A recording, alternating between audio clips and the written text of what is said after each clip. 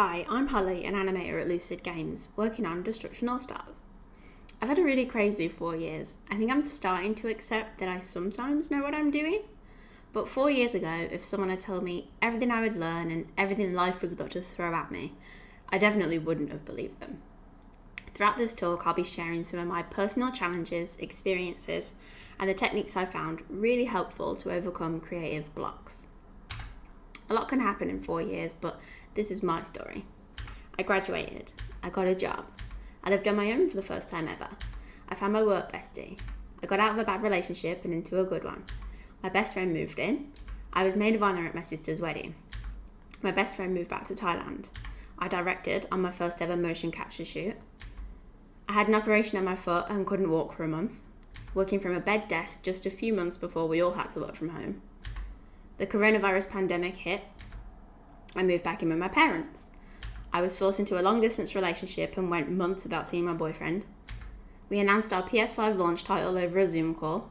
I almost got a mortgage and bought my first home, but the seller withdrew a week before signing contracts. We launched Destruction AllStars, shipping my first ever title, and after almost a year of living with my parents, I made it back to Liverpool and moved in with my boyfriend. But that's skipping to the end. Let's roll back to January 2017. I moved to Liverpool, I had no friends, no money, no experience, I'd never done game animation, I was the only animator, I'd never worked within a character team or with any type of lead or director, I'd never worked with motion capture data, and I had no idea what UE4 even was. Before Destruction AllStars existed, I worked on a small game that may never see the light of day. I was the only animator at Lucid, so I got to do all the animation. I was, in effect, my own junior, senior, lead, and animation director. But you don't know what you don't know. I needed someone to learn from, someone with direction, guidance, and fun quotable phrases. For my first ever experience of game animation, I was very much thrown in at the deep end, but I'm super proud of what we achieved on that game, and I'll let you know if it ever gets released. So that brings us to Destruction AllStars, which is actually the second game that I've ever worked on. It's on PS Plus right now, so you may as well give it a try. It's a character-based vehicular combat game. 16 competitors, a gazillion vehicles, lots of fire, countless explosions, and a bunch of wild personalities. This was obviously a much bigger game than my first one, but there was also another big difference. I had a team. Our animation director, Christian John Duke, our technical animator, Matt Lake, and our senior animator, Andy Hall. We needed to create 16 unique characters. Each character needed their own individual personality, locomotion set, character select, and a whole range of other animations that both complemented and contrasted with each other. How did we do that with such a small internal team? Let's find out. These are the main areas I thought would be fun to discuss. Early development. I'll show some of our initial animation tests. Character exploration. How we figure out who a character is and how that helps us. Character selects. Where these came from, how they work, and my animation process. Motion capture, a little behind the scenes of what our shoots look like. Working with data, how we develop our gameplay. And character implementation, how we make our gameplay unique.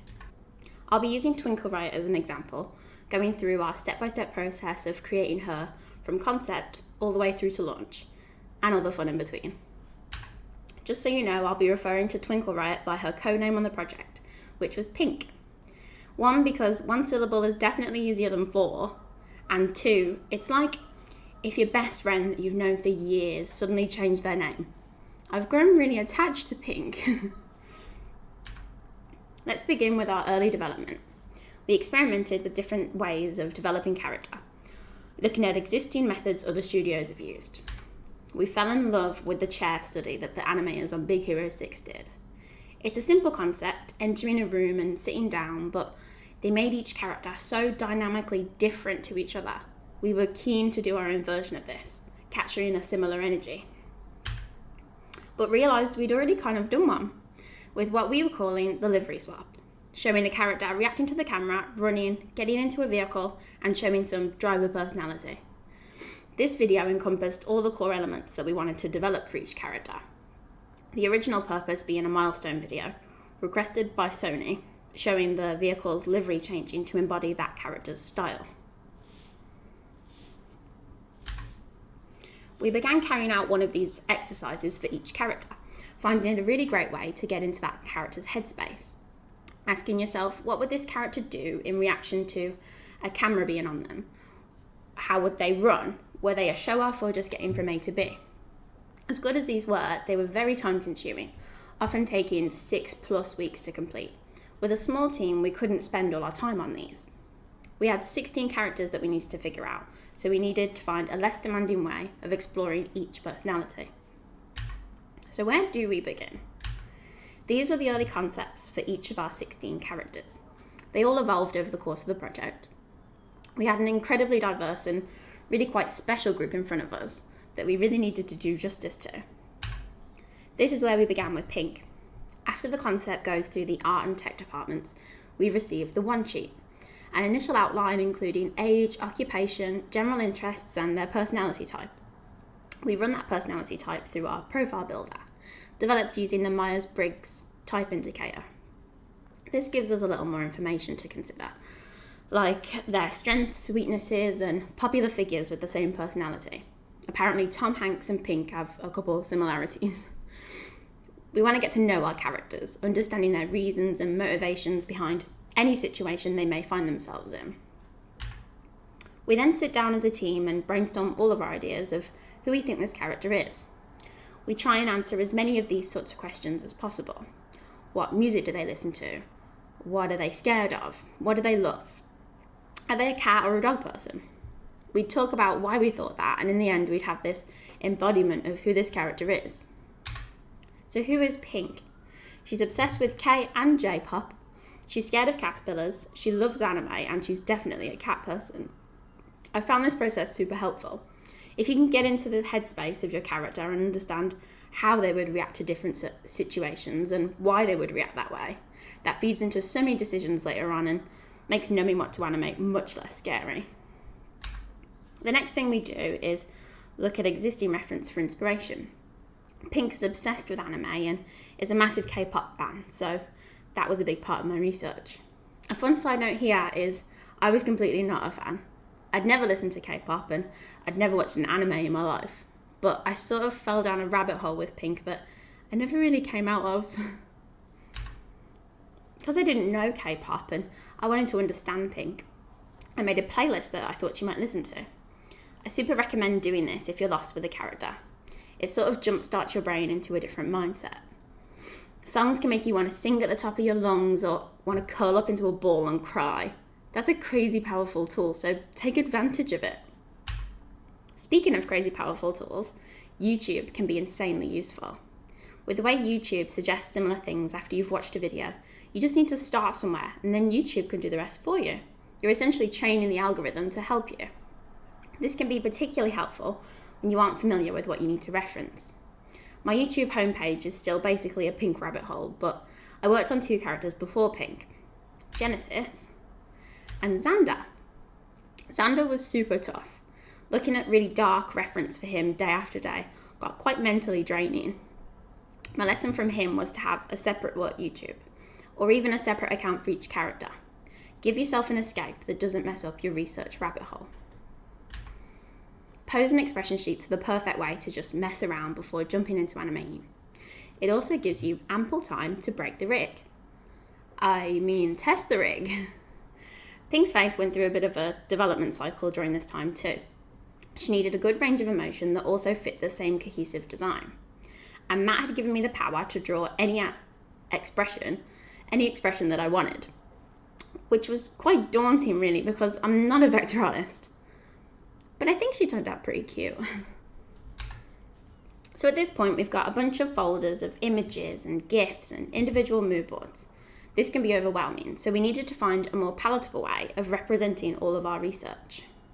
Something purely visual that we could look to for inspiration, and it would sum up what that character is.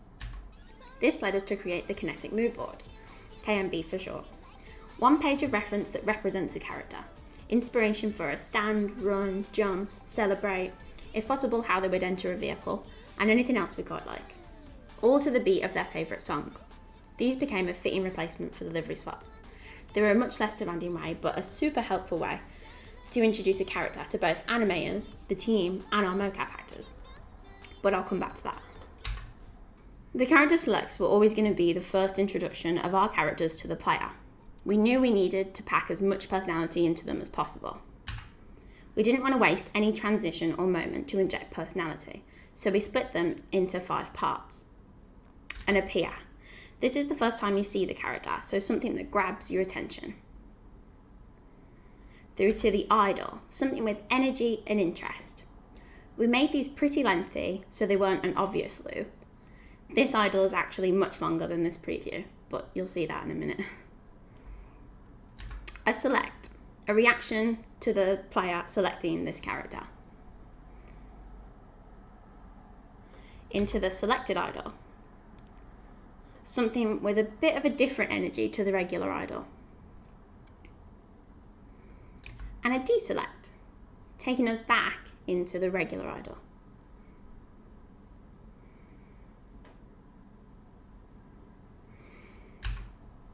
Genesis was my first character, and the first character to get a character select. When Chris told me to animate a deselect for Genesis, I naturally thought, what would Genesis do if you deselected her? Well, she'd be sad. So I animated her upset that you deselected her, but then she forgives you and goes back into her normal loop. Chris was very surprised by this. He was just expecting a normal transition back into the idle. I think it was my lack of experience coupled with the encouragement of ownership over our characters that really worked in my favour here. The reaction to this deselect was so positive that we went on to create a unique deselect for each character. People don't often deselect their characters, but it's nice that we have these hidden moments just waiting to be discovered. So the first step to any animation is reference. I'd love to show you all of my embarrassing outtakes, but my computer died and I lost it all. I did manage to salvage my final reference for Pink Select. I find filming reference super scary, but it does get easier the more you do it. So what have I learned so far? You don't have to film in an office full of people. Of course, that's terrible. Find somewhere you feel comfortable. For me, that's at home. You can be silly at home. And it's also completely okay to ask someone else to be a reference. You don't have to be every character that you animate. It was really fun to be Pink though. Have a rough plan of what you want to do, poses you'd like to hit, and make those poses feel more natural. Get into character. I know it's so much easier said than done, but play some music that your character would like, get up and just move around. Sometimes it's much easier to figure it out with your body rather than your head. And just enjoy yourself. When you see a reference where someone is just thinking about what their next pose is compared to a reference where someone is living their character and just having fun with it, it's obvious which one we'll like more. Focusing on the appear and the idle, I'm going to run us through blocking, spline and polish. Blocking is probably my favourite stage. You quickly go from nothing to everything, which is super satisfying. So what are my tips for blocking? Stay in blocking as long as physically possible. Everything is connected. Blocking can look amazing, but having isolated movements can kill your animation. When you're moving anything, make sure the rest of the body is listening and reacting. Have fun with your posing. Confident, comfortable poses, dynamic lines of action, and strong silhouettes. Don't leave anything as an afterthought. Pose all the way through to the fingertips. And keep an eye on your graph editor. Clean curves that flow through each limb will make hitting spline much less gross. So blocking plus has probably been my most valuable lesson in animating. It's such an important stage. Basically just stay in blocking until you're on 4s, 2s, even 1s if you're feeling crazy. For so long I rushed into spline and I really don't know why. Something in my head was telling me that I needed to be faster. But trust me, rushing into spline definitely does not save you any time. If anything, it just wastes it. And it just puts you in a bad mood if it all explodes. So just stay in the comforting warmth of blocking for as long as you can. Spline is definitely my least favourite part. I don't know about anyone else. But what can we do to make the spline stage as nice as possible? Do a test run.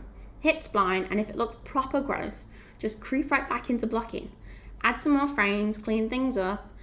Don't feel like you have to stay in spline and firefight there. Your character's head is one of the main focal points of any animation, and generally speaking, your head doesn't move much. Keep the head minimal but strong and clear. Jitteriness is distracting. We want pretty arcs, not zigzags. Focus on one limb at a time, get yourself into the curves and throw the motion trails on. And try not to have everything moving at the same time. Offset limbs by a couple frames and think about your secondary motions. Polish is such a lovely stage. Like, you've got it all there, you just need to make it pretty. I usually take a breather before I do polish. After being so engrossed in curve cleanup, I tend to not be able to see super obvious things. But when I am polishing, I focus on one thing at a time, like a hand. Don't think about anything else, just focus on making that one hand look amazing. I find it much less overwhelming when I direct my focus. Exaggerate everything. Push your poses and overlapping actions as far as you can and then a little further. You can balance it all out afterwards. Don't be scared to delete keys. Sometimes that's all it takes, but I do recommend having some separation before deleting too much. I've done that. And just let it breathe. Try not to overcomplicate and overanimate. Give your poses time to breathe. Subtle, not static holds are the key to readability. But let's be honest, nothing is ever finished. No animator has ever finished anything. They just sort of let it go. I went back to this animation at least 3 times throughout the project. The different stages with different opinions and different eyes. I'm really happy with it now. Future Holly might disagree. But regardless, I'm really proud of how much I've learned doing these character selects. So you know when you're on a super creative keyframe animation that's like 1,000,000 frames long and your brain just sort of dies? You don't know what more you can do, but you know it's not finished. You overthink everything and maybe start overdoing stuff. You delete too many frames or you can't delete anything because you're too attached. And you have a sudden panic urge to just delete everything and start over. I have a couple tips to not kill your brain. Don't overwork yourself. I work early and late to get things finished sometimes, but too much of this can be counterproductive. We all need separation from our desks, now more than ever. And we definitely need to stop feeling guilty for leaving work at the end of the day, or not working on a personal project, or just generally not being productive 100% of the time. And work on something else. Just generally switching between animations can get you a fresh perspective. I found switching between keyframe and gameplay animation really helps me. Gameplay is satisfying short bursts of reward, instant feedback and very fast paced. Whereas keyframe can be a little more all-consuming, but so fulfilling, especially once you get past SPLINE. Remember that nobody's okay all the time. Bad animation days exist. Those days where everything just seems so much harder and things just don't work. Apparently everybody has those days, even animation directors. So don't beat yourself up. It doesn't mean you're a bad animator. More often than not, it can be a lack of inspiration. First things first, get up and go outside. Fresh air helps everything. Jump onto YouTube and fall down your character research rabbit hole. Watch a cool animation talk. Listen to music or your character playlist. Have a little dance or a little cry. I like watching ballet and choreography videos because it feels vaguely productive, but find what gets you inspired. Something that gave me a ton of inspiration was our motion capture shoots. We had 3 shoots in total for Destruction AllStars. I was lucky enough to be part of 2 of these. Both were 3 days long at the lovely Audio Motion Studios. It was a weird type of exhaustion after these shoots. You feel so inspired and motivated to get back into the office, but you also feel so utterly tired that your body just does not want to work. Preparation is super important for motion capture, both for us and for the team at Audio Motion. For our biggest shoot, and my favourite, we had 9 actors, including Lucid's own Andy, on set capturing for all 16 characters in varying degrees and sequences.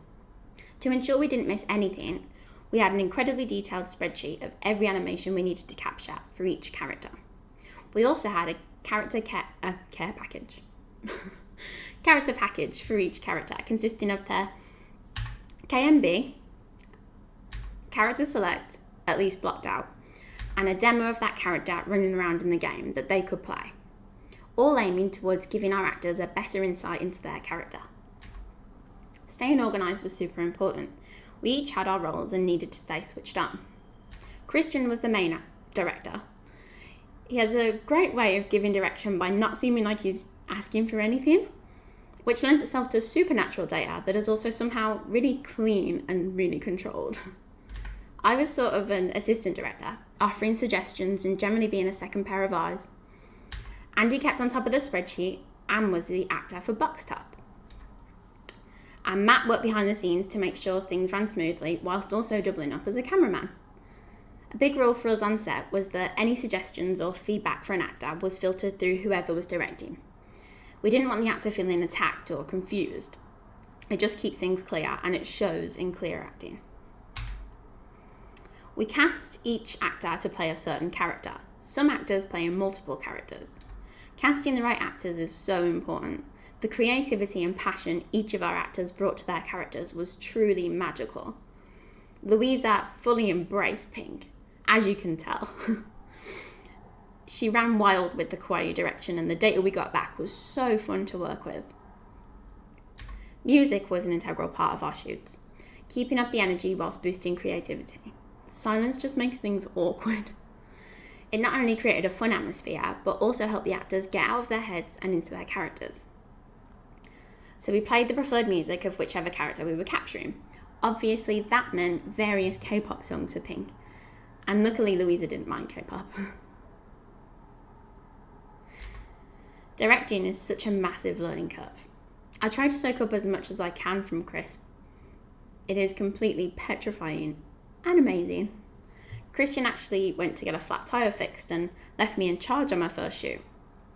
Not for like the whole day or anything, it was like an hour. But the main things I've learnt so far are: understand all the characters you're capturing, know how to describe their movement style and general attitude.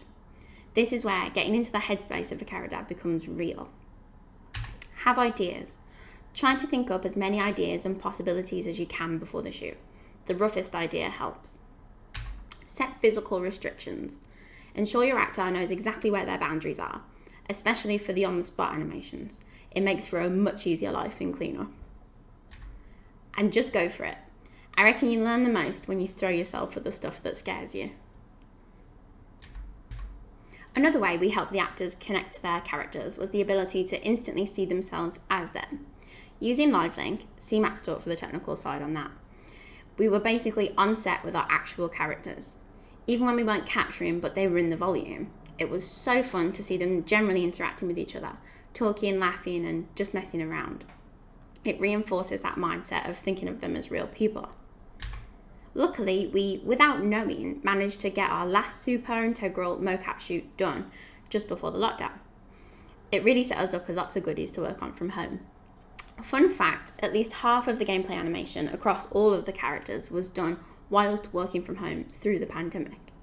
So what do we do with all the cool stuff we captured?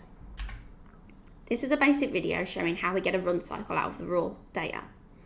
It's actually the first animation I created in Motion Builder, so I thought it'd be nice to include. MOFRAME is a Christian term for editing mocap to get the best out of it. A mixture of raw data and keyframing. The data gives us a head start, basically. Gives us a lovely base which we can then manipulate to make gamey. When we find the bits we like, we stitch them together, blending clips, adjusting timing, sometimes lengthening the stride, fixing up foot plants and tweaking initial posing. Layers are super handy. At this stage, we're doing bulky changes to make it feel right.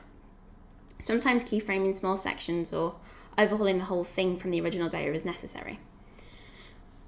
It's finding that balance between wanting to make it your own whilst keeping an appreciation for the organic niceties mocap gives you that's probably one of the hardest challenges. As early as possible, get it in the game. When it feels the slightest bit good and before you get too invested, test it. If it feels good, then yay. If it doesn't, tweak it, then test it again. Repeat, repeat, repeat. That is the gameplay cycle to live by. You can easily get lost in this cycle too, so try not to spend too long on something that just isn't working. I like taking videos to track my progress. The slightest tweak can make the biggest difference, or make everything explode. Once we're happy with how it feels, we jump into our spline and polish mindset, exaggerating the posing, cleaning up the arcs, adding pretty hand and face animation, just generally pushing the personality. This is where it gets juicy. A lovely power we were granted were data tables. Again, see Matt's talk for the technical lowdown on these. They basically mean we have complete animator freedom in implementation, which is great for me because I hate bothering people. We can go in and switch animations, picking and choosing any system we want to make bespoke for that one character. All the characters share a master data table, so even without bespoke animations, everything functionally works. Nobody's blocked, which gives us time to really enjoy putting unique variations of systems together. So this is Pink using the shared data table. It works. Our definition of a character consists of an idle, run, directional start, stop, plan turns, jump, emotes, vaults, barge, evade, takeover, wreckover, dodge, attention system, arena entry, directional near and far, vehicle entries, passenger system, wall run, ricochet, landings, and I've probably missed a couple. But yay for shared animation.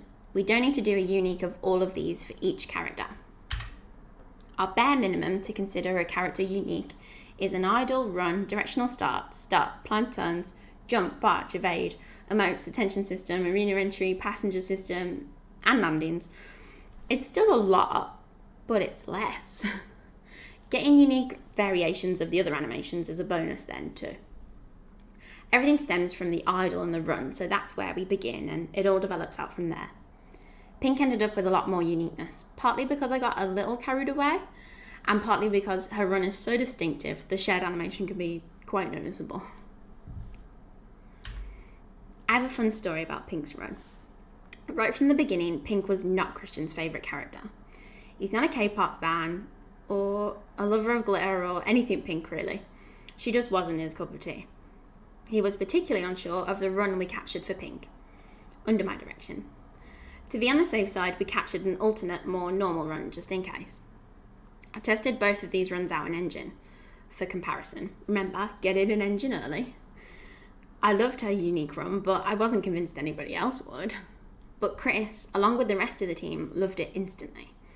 And it's really fun to prove Chris wrong. I genuinely love seeing people's reactions when they first see her run. It's definitely my highlight of launch day. Pink's unusual run then sparked a bit of an evolution within our characters, which resulted in Angelo, Harmony, Ratu, and Jian's more out there runs. And I'm really quite proud of that. These lovely runs, along with loads of other animations, are courtesy of the insanely talented animators at our Florida-based partner / extended team, Steamroller, who began working with us once we'd established this process and figured out what animations each character needed. So I went from hardly knowing what K-pop is to K-pop being my most listened to thing of the whole year. I truly connected to Pink. You can't always connect with all your characters, and you can't expect to, but I've had a really fun time working on her. I've learnt a lot, not only in my animation and character thought process, but I also found a whole genre and kawaii culture I've been missing out on. To sum it up, don't underestimate the importance of research, reference, and blocking. They contribute towards most of the decisions that you'll make. Get inside your character's head and think about things from their perspective. It's okay to not be okay. And just own it. I think having ownership over all the characters I've worked on has really pushed my creativity and my confidence by like 1,000,000%. It's so cool and so important to have a voice and an influence over what you're creating. For such a terrible year that came out of nowhere, when you look back at everything we did alongside a global pandemic, alongside all our personal battles and random working conditions, we achieved so much. We kept going and kept each other going, in all honesty. And we made a game, a PS5 launch title game. I think that's really cool. And it means the world to me that people like Pink. So all in all, 2020 wasn't so bad. And I'm sure there are worse teams to go through a pandemic with. I really enjoyed showing you Under the Cat Helmet, and hopefully someone found something interesting. Thank you for watching, and my Twitter is @HollyNews if you need me for anything. Questions? This is recorded.